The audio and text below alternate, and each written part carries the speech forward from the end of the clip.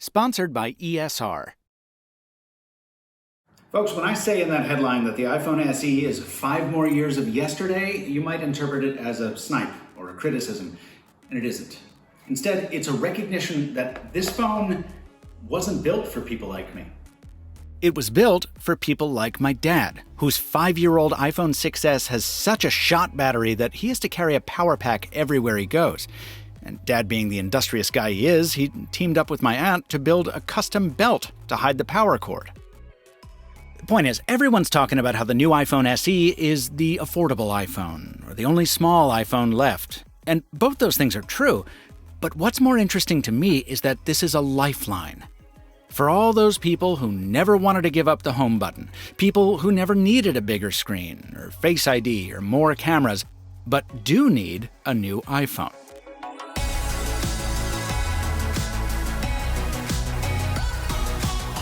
If you're getting a little deja vu looking at the iPhone SE, that's because it's physically almost identical to the iPhone 8. I made a video last week directly comparing the two, which also explains why you're better off buying an SE. Be sure to subscribe to the channel if you missed it. Along with the looks of the iPhone 8 come the perks. Now, this device obviously wasn't built to cater to the Android audience, but context is important. It's very hard to find a new Android phone priced similar to this that gives you IP67 dust and water resistance and wireless charging in a package with this degree of fit and finish. And for my fellow Android users out there, this isn't something we should feel insecure about. In fact, we should rejoice because of the price pressure this is going to put on Android manufacturers to make better phones at lower prices. So, try not to get too hostile down in the comments. Of course, the recycled components from the iPhone 8 that help make it so affordable, they inevitably import some penalties as well. Screen size is the one that jumps out. In 2020, a 4.7-inch screen does feel claustrophobic. Not in terms of the software so much. Remember, iOS was born on a 3.5-inch screen, but in terms of the content. Even with near-perfect eyesight, I had a hard time reading some specially formatted emails on this screen. And thanks to the low maximum brightness of this LCD, editing photos wasn't much fun, nor was relearning how to type on this small a keyboard. Some things like gestures are easier on the smaller canvas, though, and the SE preserves some paradigms that I think make more sense anyway, like swiping up from the bottom edge for the control center instead of down from the top. Now, other things, like notifications that give you no indication they're there unless you drag down the shade, unless you want to put up with all these badges on your screen, or an unalterable grid of icons for that home screen, well, they're as frustrating now as they have been for the last decade or so. Oh, and for those of you upgrading your older iPhones, to keep your home button and fingerprint sensor, you're gonna have to sacrifice the headphone jack. In that vein, I've been using Apple's AirPods Pro during my week with the iPhone SE, and despite not being a big fan of the way they look, I gotta say, they're very impressive. Part of the reason why is that vaunted Apple ecosystem. You get instant pairing and system-level integration with accessories like the AirPods and the Apple Watch. You can share photos or files with iPads or MacBooks using AirDrop. You get iMessage, which personally I can't stand, but I'm clearly in the minority.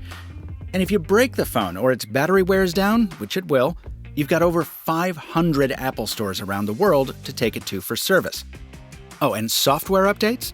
Yeah, those annoying things that mess with your UI and make changes for the sake of change, it seems like. Well, they also keep you updated with new features and safe from security flaws. Apple regularly offers 5 years worth of updates for its phones, whereas Google's Pixel phones, pretty much the longest supported Android phones, only get 3 years of security and 2 years of platform updates. Let's talk about the quote-unquote Apple tax, this notion that you're paying extra just for the status symbol of a fruit on the back of your device. And, for things like $700 computer wheels, or renaming its stores town squares, I get it, Apple can be a parody of itself. But even if you're buying a $700 iPhone 11 or a $1,000 11 Pro, the fact that you're getting all the support behind it, and the fact that it's going to hold its value longer than any other smartphone, more than justifies the cost. So, getting all of it for $400 is just insanity. I want to close with the 3 biggest compromises or considerations you should have before hitting buy on this thing. But first, a word from my sponsor on how to avoid shattering that glass back and how to win an iPhone SE for yourself. The iPhone SE might not cost as much, but that doesn't mean you shouldn't protect it, right? Well, a good way to do that, without robbing it of personality, is with a case from today's sponsor. ESR has something for everyone. Go minimalistic with a slim, clear, or subtle gradient case to let the phone's look shine through. Or if that's too conservative for you, you can glitz it up with a glitter or marble finish instead. And my favorite ESR case brings back one of the best features that never should have left the smartphone world, the kickstand. Pop it out, prop it up, and do your thing, all without making the phone much thicker than with the standard case. Best of all, you can get any of these without spending a fortune. Check out the description below to get your case, and also enter to win an iPhone SE that ESR is giving away. Thanks to ESR for sponsoring this video. Finally, we come to the compromises and considerations: camera, battery, and storage. Camera first. This is basically the camera from the iPhone 8, buttressed by some new capabilities thanks to the newer A13 processor. So you can do things you couldn't do on the 8, like portrait modes with lighting effects. And as with most phones today, photos taken with adequate lighting will be perfectly fine. Also, with the maximum resolution of 4K at 60 frames a second, the video performance is quite good. From my Pixel Buds review to my Moto Edge Plus review, I've used this phone all week for B-roll, and, it's done fine.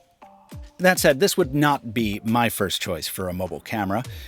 I can get more dynamic range and better selfies from the even cheaper Google Pixel 3a, not to mention night mode, which is totally absent on the iPhone SE. Also, there's no wide angle here, no telephoto, no macro, no toys, no versatility to speak of, really. If a camera is at all a priority for you and you do things like, take photos at night, this isn't your phone. On to battery. After seeing some of the FUD online, I was worried I'd be similarly disappointed. But using the SE with my typical quarantine workload of heavy Bluetooth audio streaming, frequent phone calls, and basically constant social media, email, and Slack and Telegram usage, it actually got me through a 15-hour day, about 5 of which were spent with the screen on. Guys, that's really not bad for a phone this small. It's substantially better than the Pixel 4 was, even at launch. And now that endurance will, of course, go nowhere but down over time, especially as you wander out in the real world between varying levels of cell coverage. And I do wish Apple included a fast charger here. But folks, it's a $400 phone. Actually, let's call this a $450 phone. Yeah, my last consideration is storage, and I join my buddy Rene Ritchie in recommending that you spring for the middle-of-the-road model if you do buy the SE. Because the kind of people who hold on to yesterday, they're the kind of people who need a phone to hold up for a long time. And 128 gigs of storage will do that a heck of a lot better than 64 gigs.